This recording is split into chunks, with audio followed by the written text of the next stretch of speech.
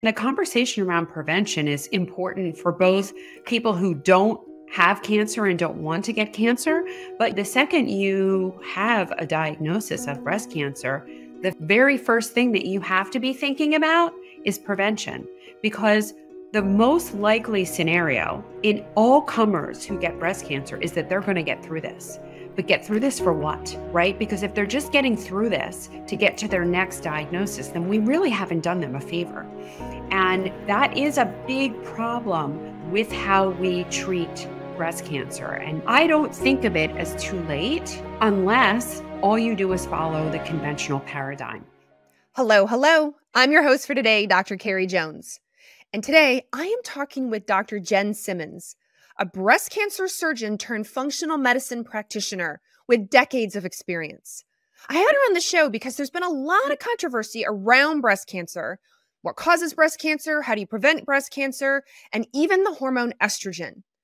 Jenn goes into detail on all of it. And given her breast cancer surgeon background, she was the perfect person to come onto the show. So if you have questions around breast cancer, prevention, or even the common question, does estrogen cause breast cancer? Can you do estrogen if you've had breast cancer? You're going to want to listen up. You're going to learn a lot. Dr. Jenn, welcome to the Root Cause Medicine podcast. I am so excited to have you on to talk today all about breast health, like really the reality, the truth behind breast health, breast cancer, and of course, estrogen. Yeah, I'm so happy to be here. Thank you. And talking about the thing that I like to talk about the most. Well, Jenn reached out to me on social media and we were talking about breast health for the month of October. And I thought, what better guest to have on than a breast surgeon turned functional medicine practitioner? So how did you even get into this, or how did you turn into this? Tell us your story. So I come by the breast cancer thing very organically, in that I really never knew a time in my life where I didn't know about breast cancer. As a child, I had a hero, a first cousin. Her name was Linda Creed. She was a singer-songwriter in the 1970s and 1980s. She wrote all the music for the Spinners and the Stylistics, which you're too young to know that. No, I know the Spinners. And she wrote 54 hits in her very short career. And her probably the most well-known song that she ever wrote was The Greatest Love of All. Yeah. So she wrote that song in 1977 as the title track to the movie The Greatest, starring Muhammad Ali. But it really received its acclaim in March of 1986 when Whitney Houston released that song to the world. And at that time, it would spend 14 weeks at the top of the charts. Only Linda would never know, because she died of metastatic breast cancer 1 month after Whitney released that song. Linda's life and ultimately her death gave birth to my life's purpose. I never wanted another woman, another family, another community to have to suffer the way that mine suffered. And so I did the only thing I knew how to do, right? I became a doctor. I became a surgeon. I became a breast surgeon. I became the first fellowship-trained breast surgeon in Philadelphia. And I did that for a really long time, and I did it really well. I did it long enough to see my aunt diagnosed. I did it long enough to see my mother diagnosed. And I still did not necessarily see the writing on the walls. And then in 2016, I got sick. And I went from being probably one of the most high functioning people you'll ever meet in your life, kind of superwoman-y, like capable of doing anything, like leaping a tall building in a single bound. So I go from that to basically being someone who can't walk across a room without being winded. And I undergo this extensive workup, and 3 days later, I find myself sitting in the office of my friend and colleague and physician, and he tells me that I need surgery and chemoradiation, and I'm going to be on lifelong medication. And I appreciated the irony. I knew that these were things that I said to people all day, every day, without hesitation or reservation. I knew that this was standard of care. And I knew when I refused treatment that my doctor would say to me what I had said to thousands of women before. that if you don't do this, you're going to die. And it's not that I didn't believe him. It's that something inside of me told me that there was more and that there was something different. Now, know that I am a traditionally trained physician. I was running an NIH accredited cancer center. I'm running a department. I am steeped in conventional medicine.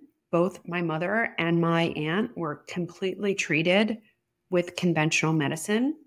And something gnawed at me. Something told me that there was something more. And so I decided that I would start with nutrition and nourishment and figuring out the more, because the more I went on Dr. Google, which was something that was far more reliable then than it is now. Now finding the truth on Google is near impossible. But then you could. And I kept seeing references to diet, and how diet could turn around chronic disease and things like that. And so I enrolled in the Institute for Integrative Nutrition, which is like a certificate coaching course, essentially. And I enrolled with great trepidation, thinking that, I'm a physician and I've been doing this for 20 years and what could they possibly teach me and what could I possibly learn? But they assured me time and time again that, in fact, I would learn something there. And so I go and I'm listening to one of the very first talks, and a man named Mark Hyman walks on the stage and introduces himself as a functional medicine physician. And my snooty booty self says, there's no such thing as a functional medicine physician. What is this quack talking about? And then I remembered that I'm sick and I'm there for a reason. And I check my ego at the door and listen up. And thank God I did. Because within moments of him speaking, I know exactly why I got sick. I got sick so that I could be in that room, in that seat, on that day, listening to him speak. Because what he's saying not only explains everything for me, but it opens up the door to my future. Because I know that how we are, quote unquote, treating cancer is so very misguided. And while I was so intent on change in conversation around breast cancer, I was not doing it as a surgeon. And as a surgeon, I was merely transporting people from one stage of their disease and illness to the next. And maybe I was delaying a recurrence by cutting out cancer, but I certainly wasn't changing the trajectory that they're on. And we know that breast cancer is a manifestation of chronic inflammation, just like there are many other diseases that are manifestations of chronic inflammation. It just so happens that things like the breast or the thyroid, like they have a small bucket, right? They don't tolerate environmental insults as well as other things do. And so I learned that by focusing on the tumor, what we focus on grows. And the tumor is merely the symptom of the problem. The tumor is never the problem. The tumor is the symptom of the problem. And what I learned there is that unless we get people off of that trajectory, unless we intervene at the level of what is causing the inflammation, what is inciting this imbalance, then you're really not changing the ultimate outcome for people. Because even if they don't recur with a breast cancer, they're going to manifest some other kind of illness. Most women will get heart disease. And it is by far and away the number one killer of women. We all walk around thinking that we have the breast cancer target on our back. But the truth is that what we really have on our back is the heart disease target. And in every decade of a woman's life, beyond 30, women die exponentially more of heart disease than they do of breast cancer. And yet we are so focused on that breast cancer, and we're so focused on the breast cancer that we're ignoring the rest of the playing field. We are completely missing the forest for the trees. 100%. This is so great. And this is for everyone who's not following her on Instagram or any social media, please do. She is a wealth of knowledge, especially having come from the surgeon background for 2 decades and then moving into functional medicine. But I love this because I find I was always frustrated that I would see any kind of cancer, we're talking breast, and it was about breast cancer awareness, which I think is very important. And a lot of the money, as I would watch, so NIH stands for the National Institutes for Health, or the CDC or whatever group is giving out funding, was always for how do we treat and address breast cancer, which is noble. But on the flip side, a lot of my patients, and I am not an oncologist, I did not dabble in cancer care, but I had a lot of women that said, I don't want it. So what can I do to prevent it? And why aren't we talking about that? And why, when I see prevention, like the pink things out there, it's on soda cans and it's on alcoholic drinks and it's on sugary stuff that's to get me to buy pink. What is the deal? And I thought, man, my patients really have a point. Can we talk about that prevention side now? Yeah, absolutely. And the conversation around prevention is important for both people who don't have cancer and don't want to get cancer. But the second you have a diagnosis of breast cancer, the very first thing that you have to be thinking about is prevention, because the most likely scenario in all comers who get breast cancer is that they're going to get through this. But get through this for what? Right? Because if they're just getting through this to get to their next diagnosis, then we really haven't done them a favor. And that is a big problem with how we treat breast cancer and what you started to allude to, in that I don't think of it as too late unless all you do is follow the conventional paradigm. And I agree with you in that the money that is allotted to breast cancer, like I talk about this all the time, especially in the month of October, we have to think before we pink, right? Because if what you're giving your money to, if what you're supporting is one of these companies that makes a product or endorses a product that actually contributes to cancer, what are we doing? Right? We're paying them to create cancer and give a little money to research, right? It doesn't make sense.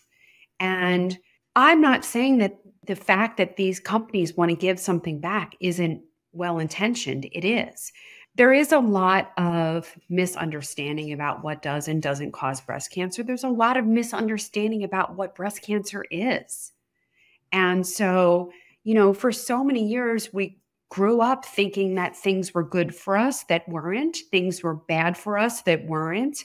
Like, there's been so much misinformation. I mean, my formative years were in the 70s and early 80s. And, during that time, we were all taught fat is bad, fat is bad, fat is bad. As a teenager, I would look at a handful of nuts or an avocado and be like, no, I can't eat that. That's bad for me.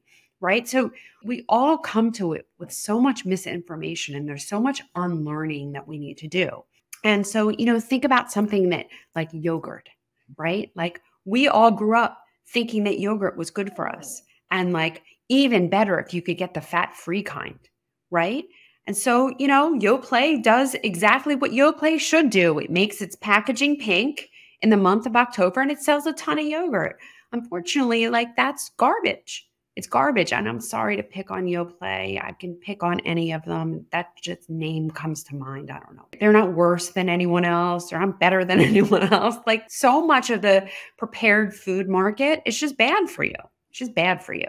So I think that the conversation about prevention needs to start early and continue throughout your life, because we're always preventing even after we get diagnosed. So, what does that mean? What that means is that we need to have our bodies functioning optimally. And this is like the paramount theory in functional medicine, is that we are looking for optimal function. And that can be achieved at any age, at any stage, because the body inherently knows how to heal. We need to give the body what it needs and take away what it doesn't. So what does that look like on a practical basis? That looks like feeding your body real food, getting the processed food out of your diet. And while you're at it, getting all the chemicals that can be put on real food out of your diet, right? So eating organic when you can. I get tons of backlash for saying that. Not everyone can afford organic food, blah, blah, blah, blah, blah. I think the truth is, at the end of the day, if all you're doing is eating real food, I believe that that is affordable. If you don't have to eat fresh vegetables, you can eat frozen vegetables, you can eat canned vegetables. Like, it is doable and affordable when you take all the junk food out. And all the, extraneous stuff that has nothing to do with food that is in our supermarkets, right? Because there is just garbage upon garbage upon garbage lining the aisles of our supermarkets. And taking the other things that are so commonly seen in our American diet, like alcohol, right? We have completely normalized alcohol, and alcohol is directly related to both the initial diagnosis of breast cancer and certainly to breast cancer recurrence, just directly related. So we have to be cognizant about what we're eating and making sure that we are eating real food. And then beyond that, we are all nomadic people. Like, we weren't ever meant to stay still. We traveled around for food, for shelter. And so we're meant to move, and sedentary lifestyle is killing us. We have to have healthy ways of dealing with the stressors of life, right? They're ever present. They're always out there. And if you're using alcohol or pot or any other unhealthy method to numb the pain of everyday life, this is not going to work out well. The body is keeping score. Stress does change our physiology. And then, all the toxins that are in our environment, the sleep. We have a huge sleep issue in this country. We do not value sleep. We think of people who value sleep as lazy or incompetent, right? And chronic sleep deprivation makes us more likely to get all chronic diseases. And our body simply does not function without sleep. There are a number of very important processes that happen when we sleep. And if you're not sleeping, they're not happening. So if you're not sleeping, your body is not healing. It is not detoxifying. It's not doing any of the purging that it is supposed to do. So your brain won't work, and your gut won't work, and your heart won't work, and you won't work. It just won't work. So, all of those big pillars I talk about all the time. And what we all need to ultimately understand is that cancer is a normal response to an abnormal environment. So there are things that cause an actual chemical environmental shift within us. And like we talked about in the beginning, the breast is one of those organs that is just sensitive to environmental shifts. So like any animal that is backed up against a wall, if you change that chemical environment of the breast, those breast cells go right into survival mode. They are like, what is going on here? I'm just going to go into survival mode until you figure it out. And the vast majority of people don't figure it out, because that's not how our medical system works. That's not what we think about. We don't think about driving health. We don't think about promoting health. And having gone to medical school and done residency training and fellowship in this country, I can tell you that it's not part of the conversation at any point. At any point. And so when we direct everything at killing and fighting and all of that, we're just met with violence and unrest in our bodies. And so we have to approach this differently, and we have to think about it as a healing journey. And when you do that, and when you drive health, disease goes away. And you see it firsthand because you are actively seeing patients and you're talking to them about this day in and day out, in person, online, etc. And I would imagine it's night and day difference if you compared the patient outcomes you see now compared with the patient outcomes you saw 5, 10 years ago, I would imagine, let's say 10 years ago, it's completely different. Completely different. So as a surgeon, it is truly a great privilege. And I will tell you that there is no greater privilege than having the trust of someone in that situation, in the most vulnerable time of their lives, at the most vulnerable moment of their lives, right? Because a breast cancer diagnosis, it just crushes you, right? It just crushes you. So you're at like a personal low, never been more terrified, and then you literally hand your life over to someone and you go to sleep on their table and trust that they will take supreme care of you, right? So everything I have is from God. It was an enormous privilege to be able to do that. And I would never trade it, in that it prepared me for who I am today. And it gave me the ability to speak with such authority and knowledge. Because had I not seen that, had I not known that, like having been a surgeon, I actually inherently understand how the body works. You know, I watched it firsthand in action. And so it was an invaluable experience, not only from a surgical standpoint, but from a connection standpoint, because I was allowed to enter people's lives at this most critical point. And it gave me, I already had a deep understanding of the disease and the effects of the disease, but this really gave me the experience that wasn't emotionally tied to my family. And it allowed me to have an emotional connection that wasn't personal, because we can't always see when it's about us. And so I'm so grateful for that time in my life, but even more grateful that I had the opportunity to now see and know the other side and be able to truly help people change their health for the rest of their lives. Because just because we live longer doesn't mean that we necessarily live better.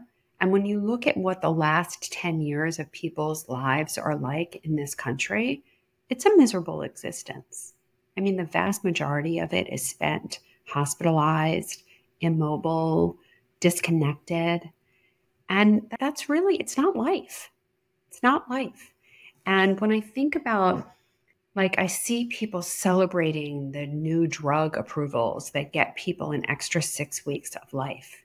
And listen, I don't want to judge. Like, if that's how you want to spend the last 6 weeks of your life and you want to embrace that, that is your decision. And I'm not saying that we shouldn't have those drugs, but I don't exactly think that that is cause for celebration, especially when I know that if you would change the way you eat and change the way you live and change the way you move and change the way you think and change the way you sleep, we're not talking about 6 weeks of a miserable existence. We're talking about years of a healthy existence. And so my goal for people is to have them die young at a very old age, right? I mean, that's ultimately what we're striving for. We're striving for optimal function, and that can happen.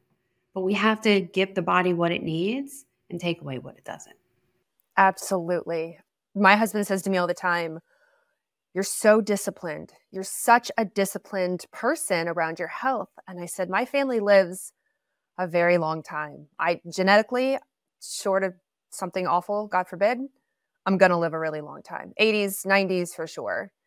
And I want to be traveling and enjoying and be able to lift my suitcase and play with grandkids and great grandkids into my 80s and 90s without issue, because I agree with you. I think, unfortunately, that last 10 years for a lot of people is not great. And what happens is it's become normalized because it's common, as opposed to looking at that going, what the heck? What could I do sooner to thrive for the many decades and not have those miserable last couple of years, 10 years, versus, oh, that's just what happens. That's what happened with grandma. That's what happened with my aunties. Like, it just is. No, it's common. It's not normal. Yeah. I think a large part of that comes from that whole American mentality where we basically dispose of our elders. Like they just get to a point where we see them as not useful anymore. It's probably driven by the retirement age in this country. And we just decided that, like, you're done, you're past your prime, you're not worthy. Because when you look at the blue zone populations, the populations around the world that live well over 100 years, these people are really valuing their elders. Their elders hold very high places and very high esteem in their society. They are looking to their elders. Their elders are their wise people. They have an integral role in that society.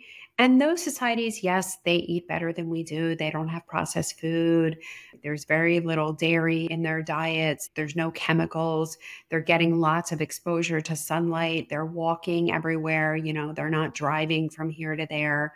And they don't have the stressors that we have. They have multi-generational living. So, you're not worried about childcare and stuff like that because there's always an adult around. And that really translates into health. Whereas if we put grandma and grandpa in the chair over there and we don't pay attention to them anymore and they're disconnected from society and they're not working anymore and they don't have any real purpose, like when we don't have real purpose, we go. We go.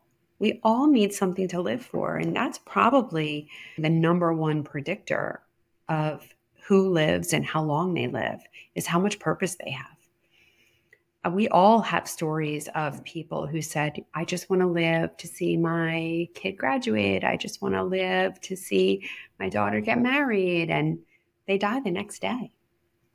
Like that's all they live for. And so purpose is a huge life factor, a huge driving factor. And it's so important. And as Americans, I really think we need to rethink that. Our elders have so much to offer, and we need to treat them like that. And especially the medical profession, because the medical profession is like, oh, you're old, I'm not going to try anymore, right? It's a sin. Yeah. Now, what about on the flip side? Speaking of age, I saw an article recently that cancer is showing up in younger generations, younger than we would have expected. Same for chronic disease. I mean, we're seeing things like non-alcoholic fatty liver disease. 24% of American adults. In children. In children. Are you seeing that as well? Yeah. I mean, it's awful. I actually had a woman this week who, of course, developed a breast lump at 23, or maybe she could have even been younger, maybe 21.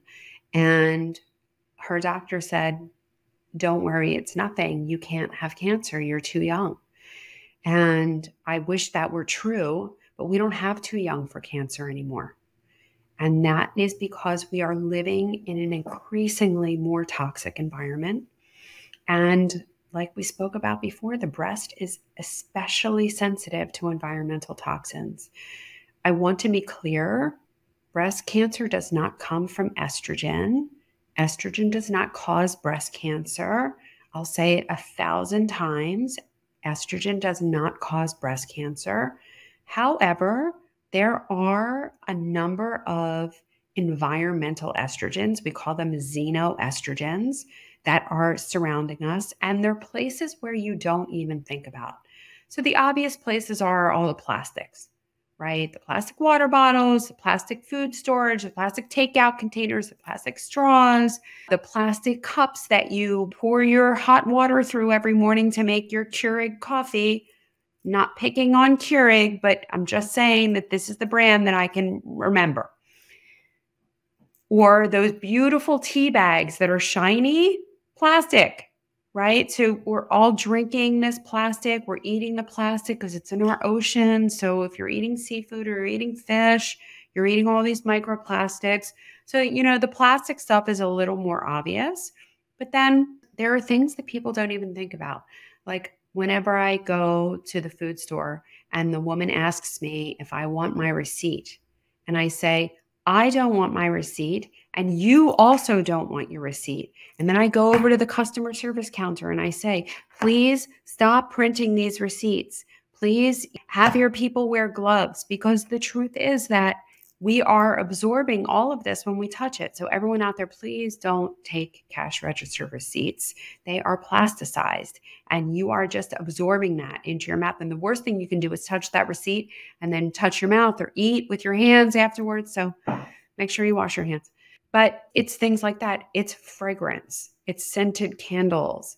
It's dryer sheets. Dryer sheets are basically covered in plastic. So some of it is being aerosolized, and some of it, if you're using dryer sheets and then you're putting your clothes on, you're absorbing it through your skin, and you're sleeping in the sheets. That's exactly right. So there are so many chemicals that have been introduced in the last 10 years that have not been tested at all. And even if they are tested, they are only tested individually, and they're never tested synergistically. And we know that everything acts synergistically. So you're getting infinitely more toxic exposure than you could ever imagine. We are not living on our grandmother's earth. We're not even living on our mother's earth, right? The environment that we're living in today is infinitely more toxic than anything else. And we have the cancer rates and rates of chronic disease to show it. And that's before you even get into the diet and how people are eating. And as you said, we have children with fatty liver, we have children with hypertension, we have children with diabetes, we have children with heart disease, we have children with diseases that were unheard of.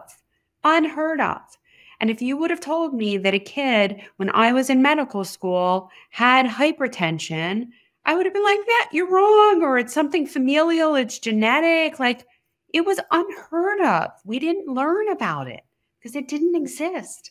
And now it's common. I mean, the number of children that are obese is exploding. And that is just going to translate into more and more chronic disease. And breast cancer falls right into that pot. Well, I'm glad you mentioned estrogen too, because I was going to point out in all of your recommendations for prevention, blocking, avoiding, getting rid of estrogen was not in any of it. Estrogenic xenoestrogens, toxic chemicals, are different than the estrogen in your body. So I want to go back to that because it's still, to this day, as you know, I still receive it in the comments where people go, oh, but estrogen causes cancer. But I can't do estrogen HRT. My great grandmother had breast cancer, so I'm not available to do it. Or when I get my progesterone at the pharmacy, the printout says hormones cause cancer. What do I do? The pharmacy printout says it. I said, oh, I'm having Dr. Jenn on. No. So first, I'm going to tell everyone that if you have not read this book, Estrogen Matters, you need to read this book. Like, you need to stop what you're doing right now and go get this book. So that's the first thing. Let's think about this logically. So if estrogen caused breast cancer, that would first mean that God put women on the earth for the purposes of getting breast cancer. Okay? So it's ridiculous. It's preposterous. But let's take God out of it. If estrogen caused breast cancer, we would see it in times of very high estrogen states, right? Pregnancy, right? Teenagers. But we don't see breast cancer then because it's not the estrogen. And in fact, the majority of the breast cancers that we see, although it is getting younger and younger, admittedly getting younger and younger, that's an environmental issue and not an estrogen issue. But the vast majority of the breast cancers that we see in the postmenopausal population. Now, if you've ever measured estrogen levels in the postmenopausal population, they're hard to find. It's hard to find. You have to be quite the detective to find the estrogen in a postmenopausal woman. And any woman who has gone through menopause and is not taking hormone replacement will tell you what life without estrogen is like. Because it sucks. It sucks. Your brain doesn't work. You're depressed. You can't sleep, but you're exhausted.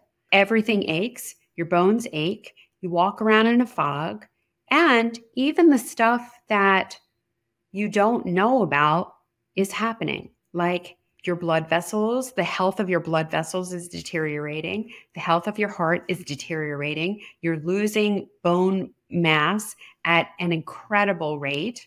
You have no libido.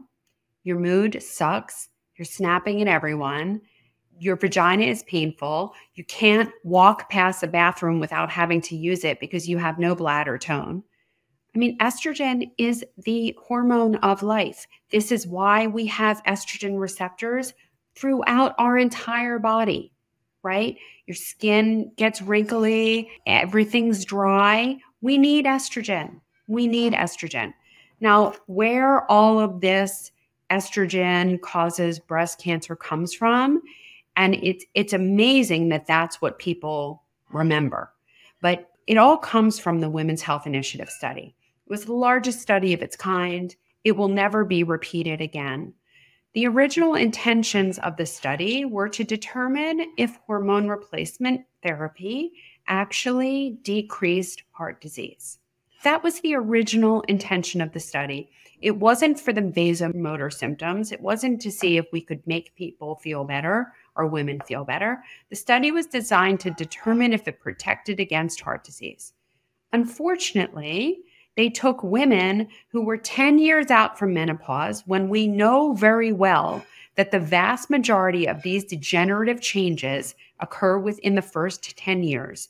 And the most benefit that we get from hormone replacement is within the first 10 years. But they picked women 10 years out from menopause and they put them on hormone replacement. And two things happened. First, when they compared the group of women who were taking hormone replacement, and I'm talking about a combined hormone replacement of synthetic estrogen and progesterone, because that's what they used. They did not use bioidentical, they used synthetic. And they compared them to the women that were not taking hormone replacement at all. And there was a slightly higher incidence of breast cancer in the group that is taking hormone replacement. Now, let's say a couple of things about that. First of all, the number was not statistically significant, and we know that we are not supposed to use data that is not statistically significant, because that means that it more than likely happened by chance. Okay? So that was one of the many, many problems with this study. The second is that in the group that was not taking hormone replacement, they didn't bother to pick women who had never been on hormone replacement. So in that group, they actually had a lower than expected number of breast cancers because those women had previously been on hormone replacement. The third thing, so when you compare those two, it looked like there were more breast cancers in the hormone replacement group, but it's actually not true. The third thing that we need to talk about from that study is that only the combined group appeared to have more breast cancers, and the estrogen alone group had less breast cancers. And we know that estrogen alone, which was only given to women without a uterus, because we generally don't give unopposed estrogen to women with a uterus. So the estrogen alone group has less breast cancer. So how in the world did we come away from that study with estrogen causes breast cancer? I mean, it's really immoral. It's really immoral. And the people that signed that article that was released by either the New York Times or the Wall Street Journal, I don't remember anymore. The people that released that article, that was really, it was the wrong thing to do, and they should have been highly penalized for that. I mean, it was so morally irresponsible. And as a result of that absolute false information, decades of women, millions of women have suffered and continue to suffer because there are still doctors out there that have not and will not unring that bell. And I deal with it all the time. So let's talk about the breast cancer population, because those are the women now that are affected the most. In the breast cancer population, a majority of them will have what's called a hormone positive tumor, right? And people think because they have hormone receptors on their tumor, that estrogen caused their cancer, right? It's this logical explanation, which doesn't happen to be true. And what the doctors aren't sharing with women is that, okay, breast cancers may have estrogen and progesterone receptors on them. Guess what? So do normal breast cells. And it's the cancers that have estrogen and progesterone receptors on them that are the more favorable cancers. Why? Because they more resemble normal breast tissue. And it's the cancers without estrogen and progesterone receptors on them that we really worry about, because they are more of a departure from normal and they tend to be more aggressive. They don't behave like normal breast cells. So just because your tumor has ERPR receptors on them, it doesn't mean that that is a bad thing, and doesn't mean that you're not a candidate for hormone replacement. The other thing that we should talk about is that you notice that no one talks about the fact that progesterone causes breast cancer, right? They only talk about estrogen. Why? Because they have estrogen blockers, but we don't have progesterone blockers. So this is a concept that was created by the pharmaceutical company for the purposes of serving the pharmaceutical company. But what it doesn't serve is women. And we need estrogen. Estrogen is very important. It's vital of life. I am perfectly comfortable putting women on hormone replacement after they've had breast cancer. When we have figured out their why, when we have intervened, when we've gotten their inflammation down, when we've gotten them on a diet that is promoting their health, when they've prioritized sleep, when they're having movement in their lives, when they have healthy ways to manage the stress. When we can put that diagnosis in the rearview mirror, why should they suffer? And hopefully we can get to that point pretty quickly, because I don't want them off of hormone replacement for 10 years, right? I don't want them to have all of those changes. But what I don't want to happen, and what I hate to see happening, are the women that get a breast cancer diagnosis with a hormone-positive tumor, and then they get placed on an aromatase inhibitor, or they get placed on tamoxifen until they're menopausal, and then they're aromatase inhibitor, and all the estrogen is wiped out of their body, and they undergo rapid bone deceleration, bone loss, heart deterioration, brain deterioration, and they are actually quite miserable. And I really believe that we are hurting these women. We are not doing the right thing. When we look at the population of women that is treated for breast cancer and compare them to the general population, these women are 2 to 3 times more likely to die of heart disease than the general population. This is a problem. We are causing some of this. This is a problem. We can't trade in one problem for another. It's not right. It's not the right thing to do. And we're hurting people. We're not supposed to.